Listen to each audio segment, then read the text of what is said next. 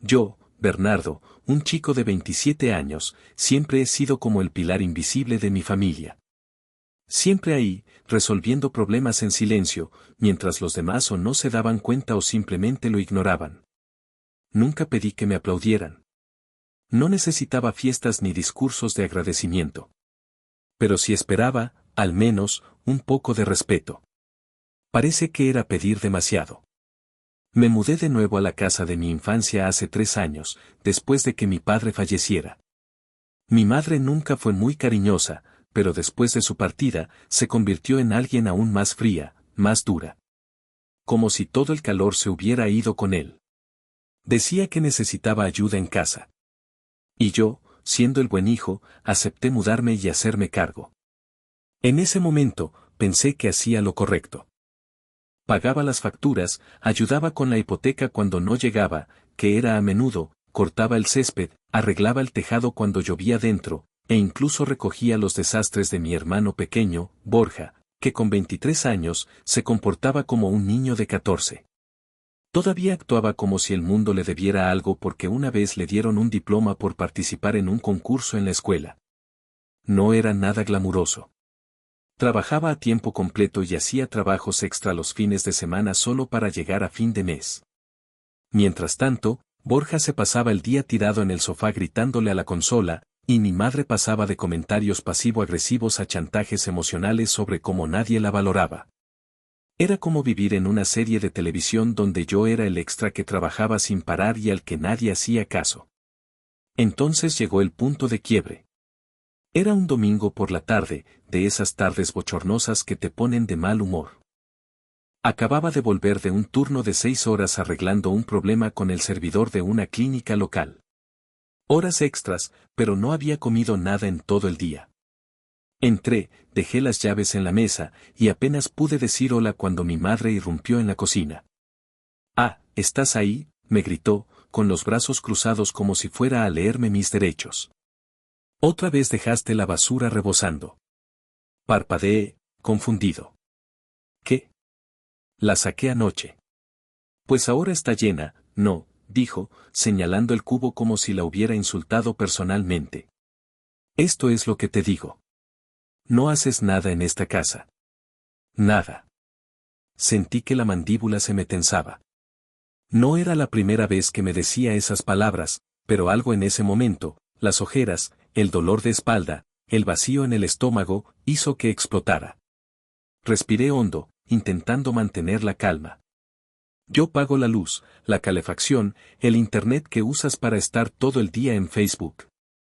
Cocino, limpio, arreglo todo lo que se rompe. Me interrumpió, gritando, «Eso es lo que un hijo debe hacer. ¿Crees que eres especial por hacer lo mínimo? No haces nada por esta familia. Nada. Vete si estás tan infeliz». Hubo un momento de silencio absoluto. Incluso Borja asomó la cabeza desde las escaleras del salón, como un gato al oír un trueno. E hice algo que nunca había hecho en mi vida. No dije nada. Pasé a su lado, agarré la mochila con el portátil, el cargador y las llaves del coche.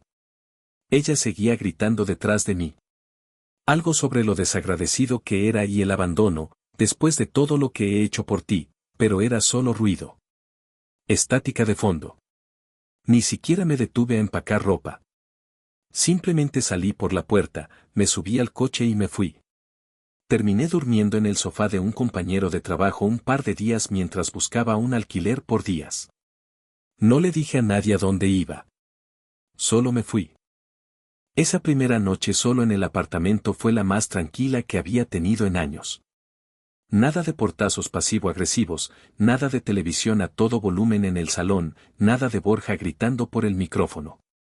Solo yo, una botella de agua y el zumbido de un ventilador de techo limpio. Pensé que me sentiría culpable. No fue así. Me sentí libre. Pasó una semana. No supe nada de mi madre. Ni un solo mensaje. Ni una disculpa. Ni siquiera un intento de hacerme sentir mal. Borja tampoco decía nada. Y tal vez ahí hubiera terminado todo. Tal vez simplemente hubiera seguido adelante. que se las arreglaran para sobrevivir sin su supuesto hijo inútil. Pero entonces, un miércoles por la tarde, recibí una llamada de Borja. No contesté. Volvió a llamar, y otra vez. A la cuarta, finalmente respondí, más por curiosidad que por otra cosa.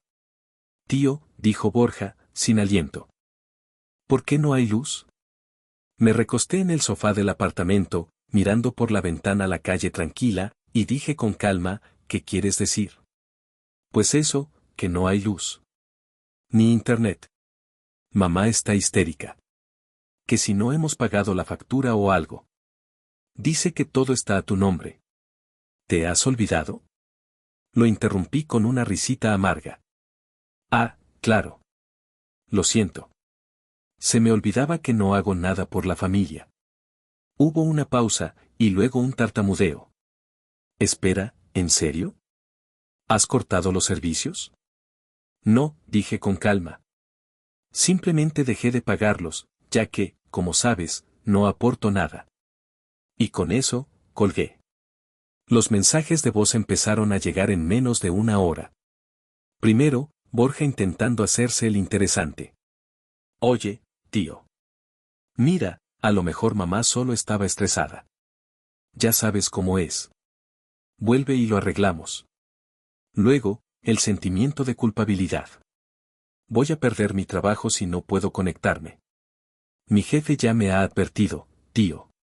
Después, mi madre.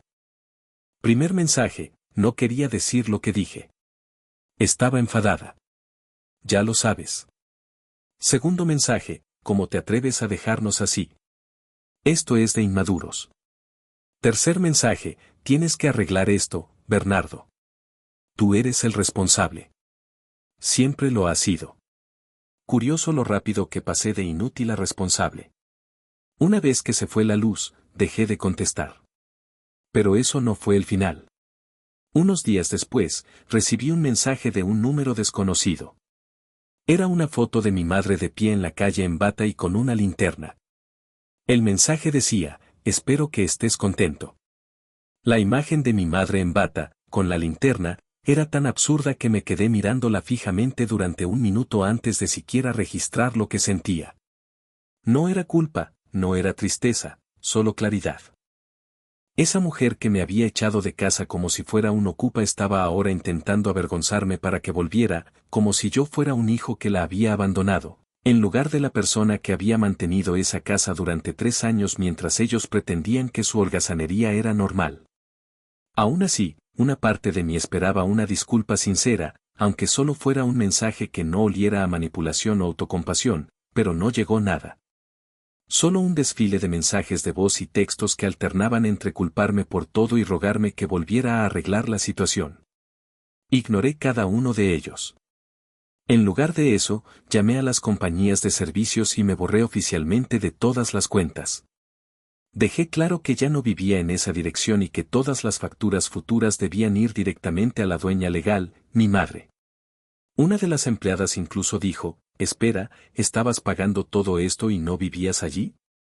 Me reí y dije, ya no.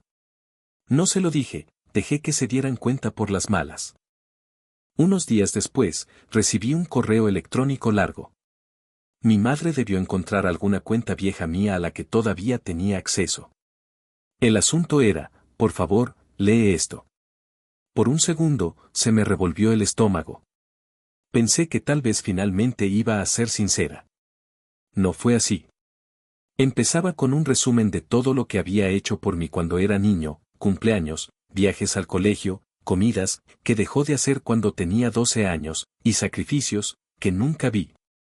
Luego, pasó a decir que la familia no abandona y que no podía creer que fuera tan insensible después de todo. Y entonces llegó la mejor parte, escribió, ¿crees que Borja o yo podríamos haber hecho todas esas cosas técnicas? Se suponía que debías ayudar. Ese era tu papel. No se trata de lo que consigues, sino del deber. Ahí estaba. El deber. Como si me hubieran reclutado para una guerra en la que nunca me alisté. Como si toda mi vida adulta se tratara de pagar una deuda emocional solo por existir. No respondí a su correo electrónico. En cambio, le escribí uno nuevo al dueño del piso donde estaba. Un apartamento modesto se acababa de quedar libre a pocas calles de mi trabajo. Un barrio tranquilo, sin familia, sin gorrones. Lo visité al día siguiente y firmé el contrato por la tarde. Y así, empecé de nuevo. Pero el universo no había terminado de remover las cosas. Unas 2 semanas después del desastre de la luz, estaba terminando un trabajo extra por la noche cuando recibí una llamada de mi primo Bienvenido. Nunca llamaba. A menos que alguien estuviera en el hospital o en la cárcel. Tío, dijo, sonando entre divertido y atónito. Tu madre está llamando a toda la familia diciendo que te has vuelto loco o algo así. Que has tenido una crisis. Casi se me cae el café. ¿Una crisis? Sí, dijo Bienvenido riendo. Al parecer, has abandonado tus responsabilidades y los has dejado sin luz ni comida. Y Arantxa quería saber si debía mandar una ambulancia. Suspiré. ¿Le has dicho que estoy bien? Oh, he hecho más que eso, dijo. Le he contado todo. Que tú pagabas sus facturas. Que te habías mudado por cómo te trataban. Se quedó callada. Me recosté en la silla, pasándome una mano por la cara. Genio. Así que ahora soy el villano y la comidilla del pueblo. En realidad, añadió Bienvenido después de una pausa, algunos de la familia piensan que tu madre ha perdido la cabeza. El tío Bosco incluso ha dicho que ya era hora de que alguien le plantara cara. Eso me hizo pensar. Durante mucho tiempo, me había sentido como el único soldado en una familia donde nadie se atrevía a decir nada. Pero ahora, parecía que algunos otros también estaban despertando. O tal vez siempre lo habían sabido y nunca habían tenido las agallas de ser los primeros en dar el paso. Al fin de semana siguiente, conduje hasta la casa, no para volver, sino para recoger las últimas cosas. Había dejado algunas cajas en el garaje que quería antes de cortar lazos por completo. Cuando entré en el camino de entrada, lo primero que noté fue lo descuidado que estaba el jardín. El césped, antes cortado como un campo de golf gracias a mí, parecía no haberse tocado desde que me fui. El correo se amontonaba en el buzón. Los cubos de basura rebosaban. Llamé a la puerta por cortesía, pero nadie respondió. Así que entré al garaje con mi llave de repuesto, agarré mis cosas y empecé a meterlas en el coche. Fue entonces cuando Borja salió tropezando de la casa, sin camiseta, agarrando un tazón de cereales. Tío, dijo, parpadeando como si fuera un fantasma. ¿En serio vas a dejar todo así? Cerré el maletero y me volví hacia él. ¿Te refieres como me dijo mamá? Se frotó la cara. Venga ya, hombre. No queríamos que la cosa llegara a esto. Mamá solo está estresada. Sigue diciendo que si vuelves. No voy a volver, Borja. Parecía perdido. ¿Pero qué se supone que hagamos?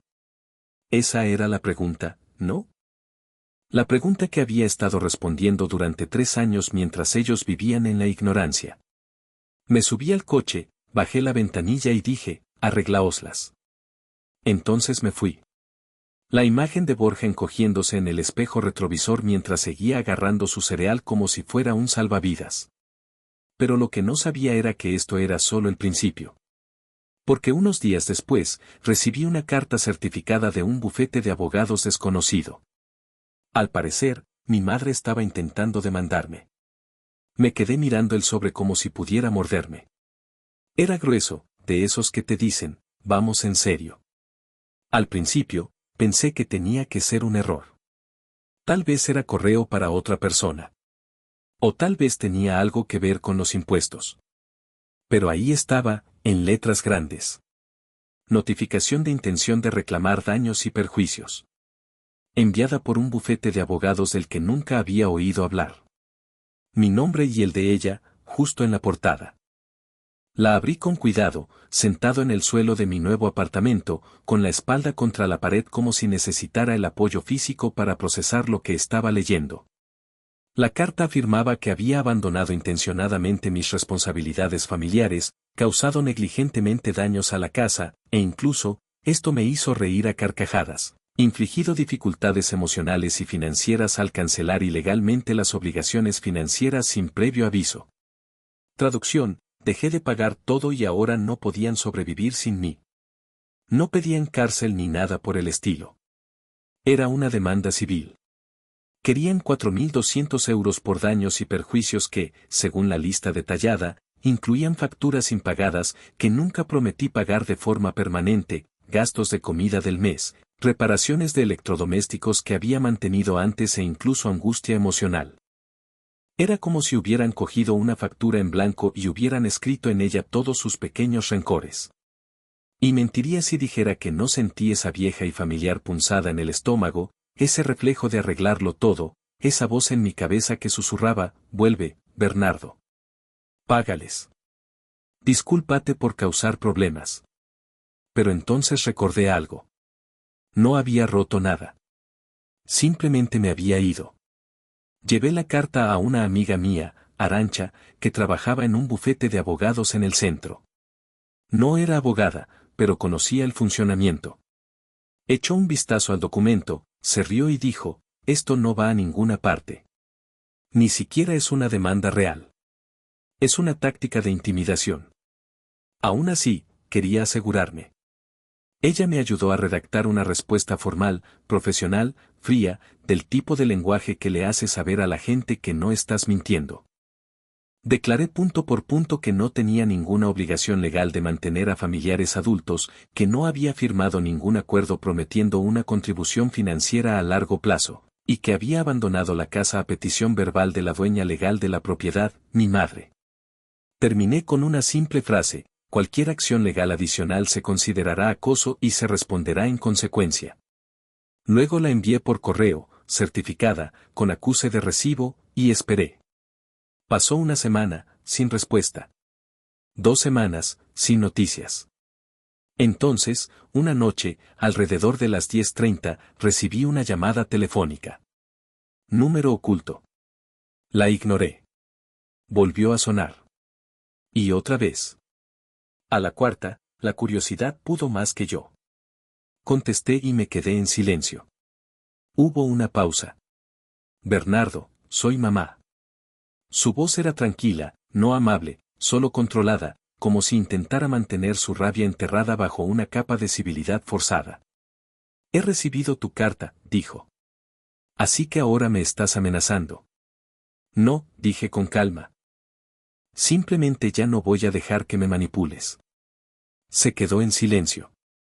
Entonces dijo, no creo que entiendas lo que estás haciendo. Estás destruyendo esta familia. Casi me reí. Me echaste tú. No lo decía en serio, respondió bruscamente. Sabes que no lo decía en serio. Pero no te vas por una discusión y le das la espalda a tu sangre. Me apoyé contra la encimera de la cocina, dejando que el silencio se alargara. Entonces pregunté, si no lo decías en serio, ¿por qué intentaste demandarme? Más silencio. Entonces, con una voz tan baja que apenas la oí, murmuró, porque me has humillado. Eso me detuvo. No lamentaba que me hubiera ido. No lamentaba los gritos. Lamentaba que la gente viera lo que se había convertido sin mí encubriendo sus grietas. Terminé la llamada con una sola frase, no voy a volver nunca. No volvió a llamar, pero Borja sí. Y esta vez, no estaba enfadado. Estaba desesperado. Bernardo, por favor. Sé que mamá está mal, pero no tengo a dónde ir. Me han reducido las horas en el trabajo. Estoy atrasado con el alquiler. Estoy intentando arreglarlo, tío. Te lo juro. Sentí esa punzada familiar de nuevo. La que me había seguido durante años. La de ser el único en una familia de personas que nunca terminaron de crecer. Pero yo ya no era esa persona. Le dije que estaba dispuesto a hablar, pero solo si conseguía un trabajo, se mudaba y empezaba a pagar sus propias facturas. Le di recursos, números de teléfono, incluso le hablé de una vacante a tiempo parcial en el almacén de mi empresa. Me dio las gracias, pero no solicitó nada.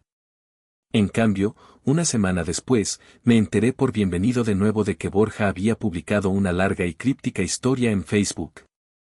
Algo sobre ser abandonado por la única persona que se suponía que lo apoyaba. No se mencionaba mi nombre, pero los comentarios estaban llenos de simpatía e indignación ciega. Gente preguntando si necesitaba ayuda. Una persona incluso se ofreció a iniciar una campaña de recaudación de fondos. Me quedé atónito, no por la traición, sino porque esto se había convertido en una costumbre. Cada vez que daba un paso adelante, intentaban arrastrarme de nuevo al pozo con culpa, con manipulación, con fiestas de lástima disfrazadas de disculpas. Y me di cuenta de algo escalofriante. No me querían de vuelta. Querían mis servicios. Echaban de menos la red de seguridad, no a la persona. Así que tomé una decisión. No iba a pelear con ellos. Iba a guardar silencio. No más respuestas, no más explicaciones, no más limpieza. Bloqueé el número de mi madre, eliminé a Borja de las redes sociales, cambié mi correo electrónico. Incluso les hice saber a mis primos, amablemente, que me iba a tomar un tiempo lejos del drama familiar para concentrarme en mí mismo. La mayoría lo entendió. Algunos arqueaban las cejas, pero nadie insistió. Y entonces desaparecí de sus vidas.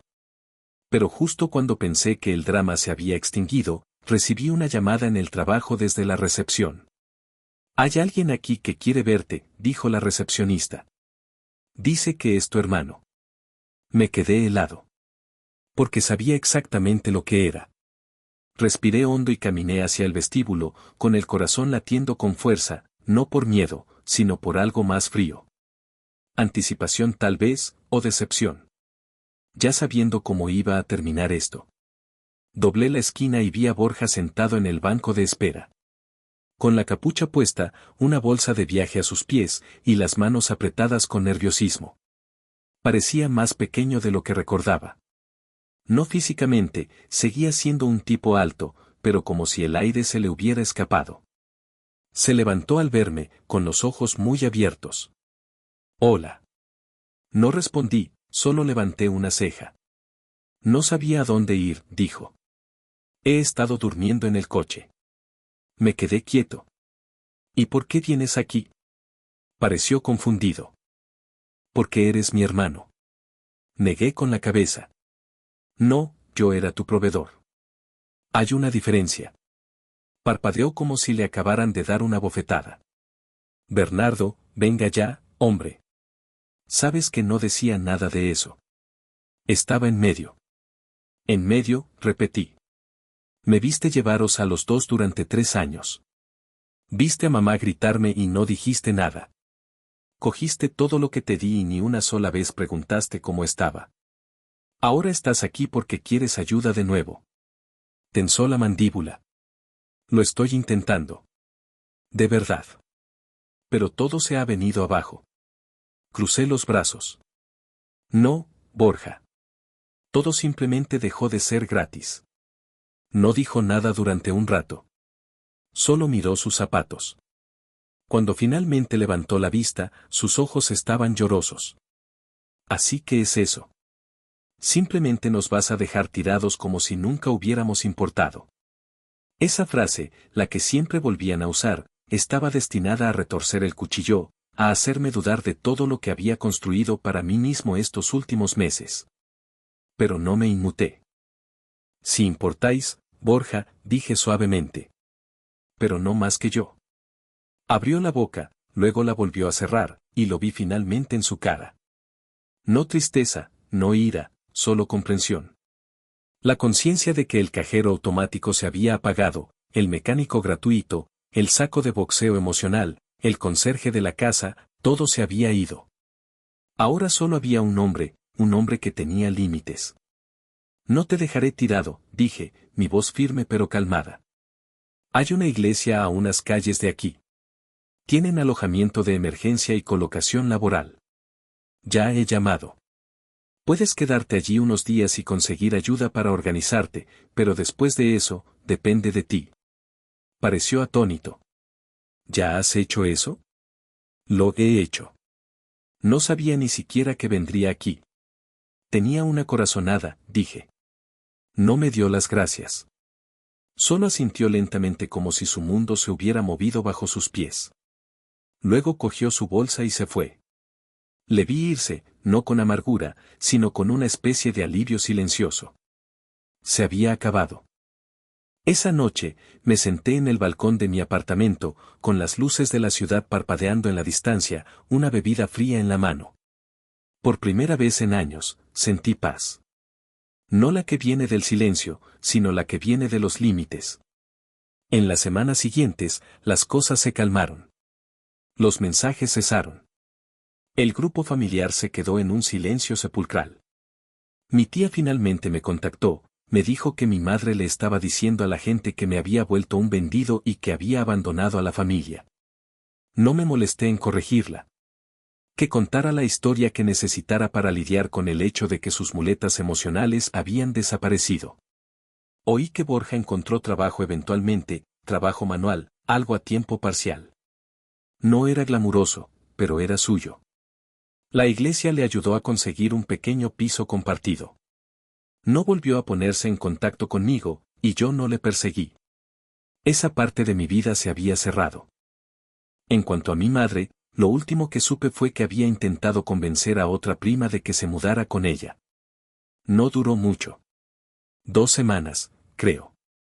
Resulta que no todo el mundo está dispuesto a vivir en situaciones de rehenes emocionales. Empecé a ir a terapia, sesiones semanales, solo para desempaquetar los años de resentimiento, culpa y responsabilidad mal entendida que había cargado.